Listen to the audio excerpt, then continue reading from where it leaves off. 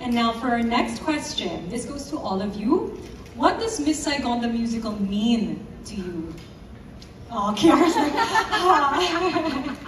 how has the musical, whether a previous staging or the current production, shaped you as an artist? Nigel? I think, especially for young tenors, everyone that goes through you know, a college musical theater program, they all sing Why God Why for a jury, and I certainly did. I did too. Yeah, you know, yeah. Lawrence did too, yeah. But it's the music that everyone who does musical theater, it's the music in the show that makes you just want to just take a bite out of it. It's just so amazing, and the way that it swells, and you know, and so I did this role actually in 2014, back in the much smaller theater in Colorado, and so I had an opportunity to do it then. And then it's funny because 8 years ago today, I was doing Les Mis here at the Solaire, and I had an audition for Chris in the Broadway production, and the way that it you know, it obviously didn't pan out that way, but it took 8 years for me to get a bit of seasoning, and now here I am again. This literally 8 years to the day today that I'm getting my, you know, this Miss Saigon experience. So, you know, so it comes full circle for everybody, and everyone has their own unique experiences with it. But for me, it's always been the music, and the power that you get from the music as an actor too. You know, the music and the lyrics drive the story in a way that every actor just wants to sink their teeth into this music, and we get to do it here, which is incredible. Abigail? This musical has changed my life. Even before I was given the role of Kim, it absolutely changed my life. It was my comfort music.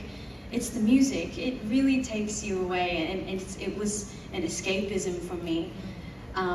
Ironically, because this show is such a tragedy, such a beautiful tragedy, it was like a comfort piece of music for me to listen to. But yes, this show means so much to me because it's changed my life.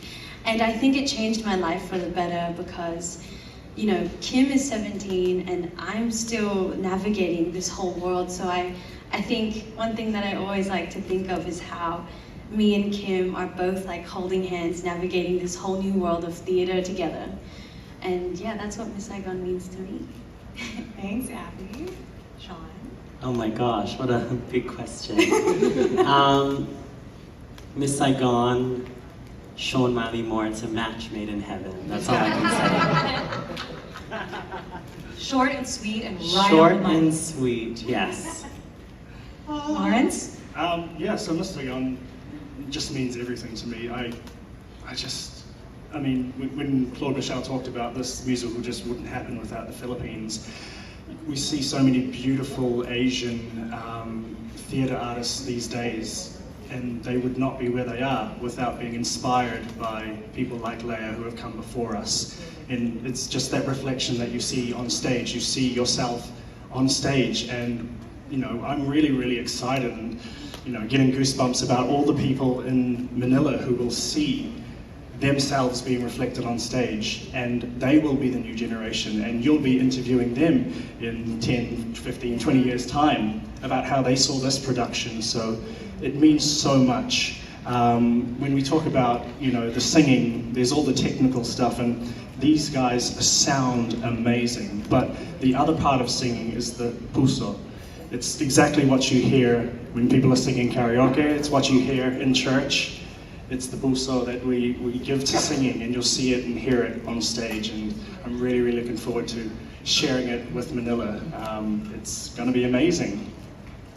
And you know, I'm very used to calling him Mossy. Lawrence said puso, and I think that's something that the Filipinos really have is heart. It's puso, puso, at puso na rin, always. And that's something we feel here. It's giving us so much energy, and that's why it's so nice to hear your stories. And Kiara, what does this musical mean to you? Wow. So I've been a fan of musical theater since I could talk. My grandmother bought a DVD of this concert called Hey Mr. Producer, and it was a concert that was celebrating Cameron McIntosh, so it had all of his famous musicals, and I would watch the wedding scene of Miss Saigon again and again and again and again, and I kept saying such a weird thing to say at 3 years old, but I want to be one of those bar girls. What? But yeah, I really did. You know, it's an iconic piece of musical theater, and if you think about it, when I reflect on my theater journey, there were so many touch points that this musical had in my life because so many of my theater mentors were Miss Saigon alumni, and they brought what they learned from this production and taught it to me. So like people like Menchu Lauchenko, Yulo, and Michael Williams, who was in the original cast, have taught me since I was a child. So I think that this production changed the landscape of musical theater in the Philippines. So it's just amazing to be able to say that I'm doing this now, because I auditioned for Miss Saigon in 2016 and I didn't even make it past the first round. I sang 5 seconds and they were like, okay, thank you. But that moment actually changed my life, because at that time I wanted to become a doctor. And I remember coming into that audition room, singing for 5 seconds, and that being the happiest 5 seconds that I've had in years. And I said, I'm never letting go of theater ever again.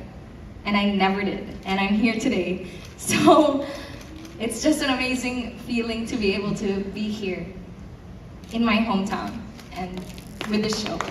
We're glad that you didn't let go. We're very glad. And you know, something we're hearing time and time again from each and every one of you is full circle. It's a full circle moment, you know, and it's very serendipitous. Even the time and the day for you, it's 8 years to the day.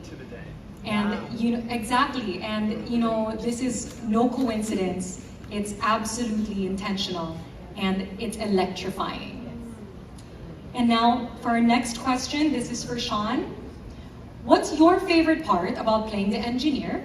And what unique aspect of yourself do you think you add to the character? This is from Lifestyle Asia.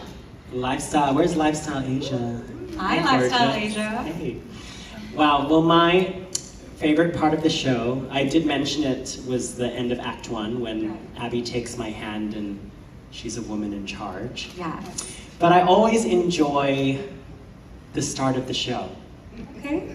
With all my fierce, gorgeous girls. And we take the stage in all our fierceness and fabulosity, and kind of, the heat is on in Saigon. Like, nothing like it. It zips around really quick, but that kind of fire and electricity just ignites the beginning. And I always love it. I'm in my room listening to my music, a bit of Ariana Grande, just getting in the mood of it all. Can I just which say, is I'm fun. right next door to Sean, and I don't bring a speaker into my room because his speaker is loud enough. Oh my gosh!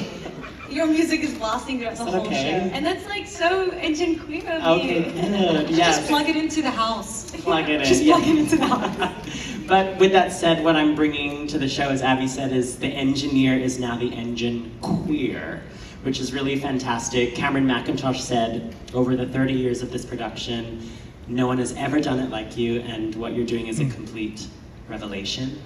So it's really fantastic to bring this new energy to the show, but it really is a testament to Cameron for bringing new people, new voices, bakla energy, which is fantastic. So I'm up here, not just for myself, but all my young queer bakla audience out there. If I can do it, you can motherfucking do it too. Absolutely. Sorry. Sorry, not sorry. Sorry. Absolutely. Sorry, not sorry. So it is me, and that's everything that I have fought for. All this full circle moment of people going, we can't have people like you on stage because it is too gay. Where it now is, I'm giving you queer excellence on all the stages I come to, and we're here at the fabulous Solaire. So as Asian queer people, we deserve it. Yes. Can I just add for Sean, I think, you know, people, when they hear him say engine queer, they're like, oh, that's very new, but it's all in the text, as he says, and it's just Sean's stroke of genius honestly, and we all get to witness it. But it's what his mind does to the text that's already written that is a revelation, and that is just mesmerizing to watch. I'll never forget those first few days of rehearsal where he just throws anything against the wall and sees what sticks, and he has that fearlessness that's something you've never seen before, and it's amazing to watch. But it is all in the text and all his genius. So props. Thank you. Wow. I wish you talked nice to me like this at breakfast this morning. It's the only time he gets compliments from me. Aww. We'll start that love triangle now. Well, we're very excited and it's very empowering, and I think it's time. It's time, and the time is now. And with all the doors that Miss Saigon opened for so many Filipinos, it now highlights the LGBTQIA+ community as well. And we're very excited to see you shine as the engineer on stage. Thank you so much. But also, you know, when I get to play against handsome Lawrence as well. Yes, handsome Lawrence. You know, heteros too, fabulous. He's gorgeous, you know. Yes, I see you. You okay? He's just like, I'm blushing. Filipino Superman. You know, that is true. That's what we all used to call him. Clark Kent. Wow. Filipino Clark Kent. He should play the movie after, right? Any movie producers?